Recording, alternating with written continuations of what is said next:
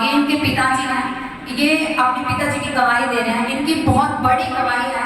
इन्होंने बताया कि होली के बाद अचानक से इनकी तबीयत खराब हो गई और इनको सांस लेने में बहुत प्रॉब्लम हो गई। इनकी धड़कन चाहे बिल्कुल कम हो चुकी थी और जब इन्होंने हॉस्पिटल में इनको लेके गए तो डॉक्टर कह रहे हैं कि हम इनकी कोई गारंटी नहीं लेते हैं। तो इन्होंने कहा कि आप एडमिट करो, आप अपनी कोशिश करो और हम अपनी प्रार्थना करेंगे।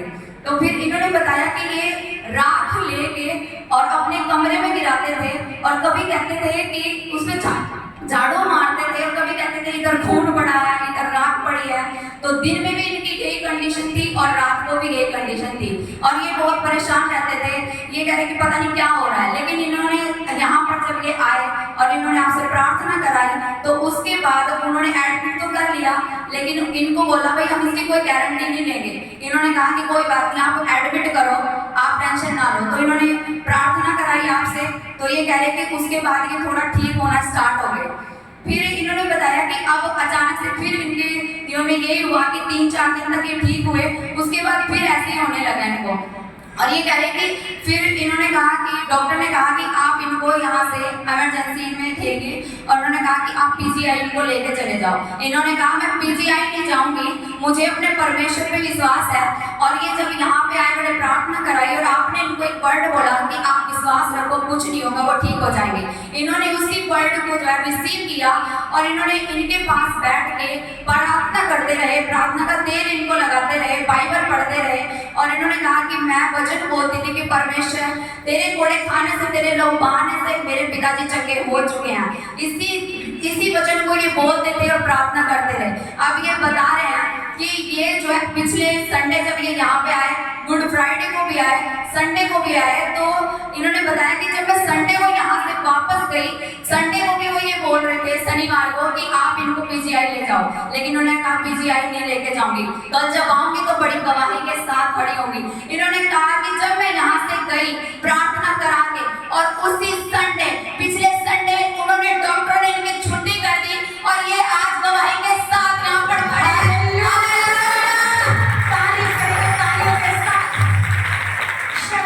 आपको डराता रहता है, आपको साइन दिखाएगा, चिन्ह दिखाएगा, देख तेरे साथ बुरा हो रहा, देख प्रार्थना होगी, तू विश्वास भी कर रही है, फिर भी हालत हो जाती है। इनको कुछ दिखाई दे रहा था, कभी कहते खून गिर रहा है, कभी कहते झाड़ू मार रहे हैं, ये राख पड़ी अंदर, जबकि वहां पर कुछ नहीं होता था।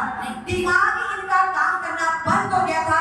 डॉक्टरों ने इनको बिल्कुल मना कर दिया, कह रहे ये नहीं बचेंगे, कोई गारंटी नहीं है, आप यहाँ से ले जाओ, इनको पीजीआई ले जाओ। वो बहन कहती मैं कहीं नहीं जाऊंगी, मैं प्रभु के पास जाऊंगी।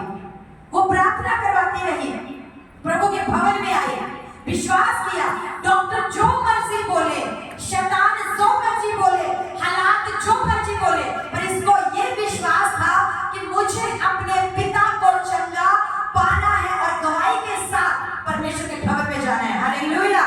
इसका पक्का विश्वास था कि मेरे पापा को, मेरे बाप को कुछ नहीं होगा, क्योंकि प्रभु का वचन कहता है कि उसके कोड़े खाने से हम लोग चंगे हो गए हैं। जो शब्द, जो वचन इसको दिया गया था, वो वचन ये पकड़ के रखा और उसी वचन को ये बोलती रही बार बार विश्वास के साथ कि नहीं, मेरे पिता को कुछ नहीं होगा, मेरे बाप को कुछ नहीं होगा, डॉक्टर कुछ भी कह रहे हैं, मेरा बाप चंगा हो जाएगा और मैं गवाही के साथ जाऊंगी।